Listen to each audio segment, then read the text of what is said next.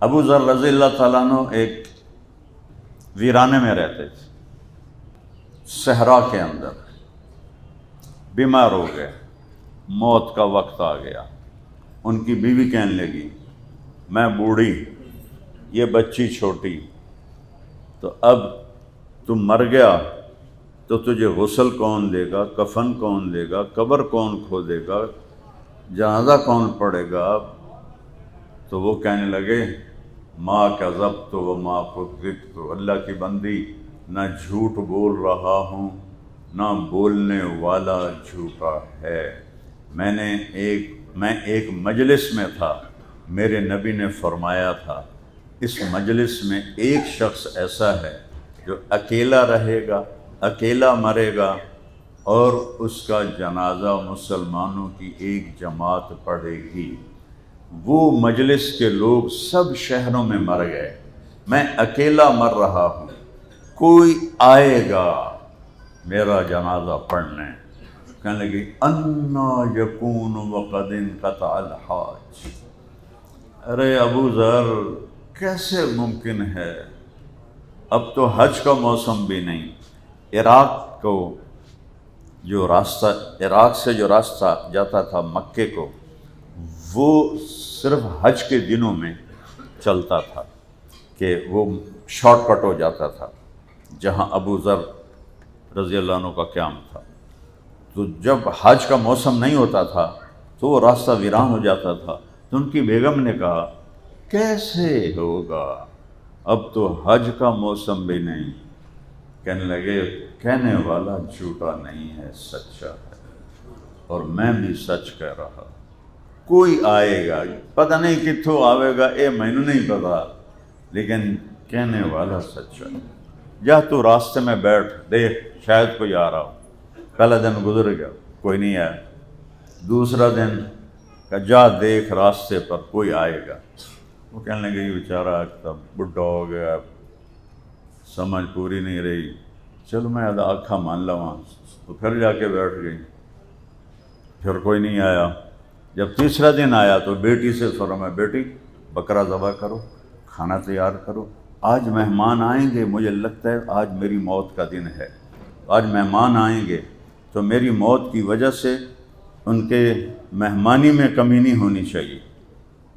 سبحان اللہ۔ بیٹی نے کہا چلو باپ کہہ رہا ہے کہ بکرا چلو وہ دن آتے قربان سے، اور کچن رکھا تھا سی آپ کھا لوائیں۔ وہ جا کے پھر راستے میں بیٹھ گئی۔ 10-11 بجے کا ٹائم آیا تو دور سے غبار اڑتا ہوا نظر آیا۔ انہوں نے غبار دیکھا تو وہ حیران ہو کے کھڑی ہو گئی اور ایسے اپنے دوپٹے کو لہرایا، ایسے کہ ان کی نظر پڑ جائے، اس طرح اپنے دوپٹے کو لہرایا۔ تو وہ ان سواروں کی نظر پڑی تو انہوں نے اپنے سواریاں موڑ لی، 20 افراد تھے۔ تو کہنے لگے کہ ایک صحابی مر رہا ہے، اس کے جنازہ پڑھنے کا ثواب لوگے؟ یہ 20 کون لوگ تھے؟ اس میں حضرت عبداللہ بن مسعود رضی اللہ عنہ تھے، جو میرے نبی کے بہت ہی زیادہ قریب تھے اور ان کے شاگرد تھے۔ تو انہوں نے پوچھا کون مر رہا ہے؟ تو ان کی بیگم نے کہا ابو ذر فی سیاقۃ الموت، ابو ذر آخری سانسوں پر ہے۔ تو سب نے رونا شروع کر دیا کہ ہمارے ماں باپ ابو ذر پہ قربان۔ وہ سب کی چیخیں نکل گئیں اور سب بھاگے بھاگے پہنچے تو ان کو دیکھ کے مسکرائے، پھر اپنی بیوی سے کہا اویکھ لے آگے کہ نہیں آگے؟ میں نے کہا تھا نہ میں جھوٹ بول رہا ہوں نہ کہنے والے نے جھوٹ کہا ہے، یہ میرے نبی کی نظر، میرے نبی کا علم ہے، اور ہم آج اس علم کو جھٹلا رہے۔ کہنے کہ دیکھو میرا جنازہ وہ پڑھے گا جس نے حکومت کی نوکری نہ کی ہو۔ تو سب نے نوکریاں کی ہوئی تھیں، صرف ایک نوجوان تھا انصاری، کہ جی میں نے حکومت کی نوکری نہیں کی ہے، ہاں کب میرا کفن بھی وہ دے گا جس نے حکومت کی نوکری نہ کی ہو۔ اس نے کہا یہ کفن، یہ احرام میری ماں نے میرے لیے اپنے ہاتھوں سے تیار کیا ہے، تو میں نے نوکری نہیں کی، کہ بس تو ہی میرا جنازہ پڑھے گا اور تو ہی مجھے کفن پہنائے گا۔ حالانکہ عبداللہ بن مسعود جیسی شخصیت موجود ہیں، لیکن ان کو قبول نہیں کیا اپنے جنازے کے لیے، اس سے قبول کیا جس نے حکومت کی نوکری نہ کی ہو۔ تو جب ان کا انتقال ہوا، کو غسل دیا، جنازہ پڑھا، دفن کیا، جب چلنے لگے تو ان کی بیٹی نے حضرت عبداللہ بن مسعود سے کہا، یا عم ہلم الی الغداء، کھانا تیار ہے۔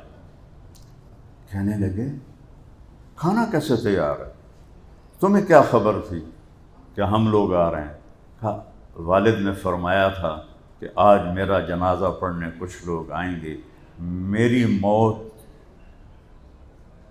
ان کی مہمان نوازی سے تمہیں روکے نہیں، میری موت ان کی مہمان نوازی سے تمہیں روکے نہیں۔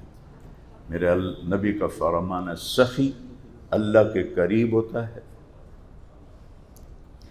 لوگوں کے قریب ہوتا ہے، جنت کے قریب ہوتا ہے، دوزخ سے دور ہوتا ہے۔ اور بخیل آدمی، مرد یا عورت، اللہ سے دور ہوتا ہے، لوگوں سے دور ہوتا ہے، جنت سے دور ہوتا ہے، دوزخ کے قریب ہوتا ہے۔ تو عبداللہ بن مسعود رونے لگے، کہنے لگے واہ ابو سر، تو نے مر کے بھی سخاوت نہ چھوڑی، تو نے مر کے بھی سخاوت نہ چھوڑی۔ پھر ان سب کو کھانا کھلایا۔ تو یہ میرے نبی کا علم ہے۔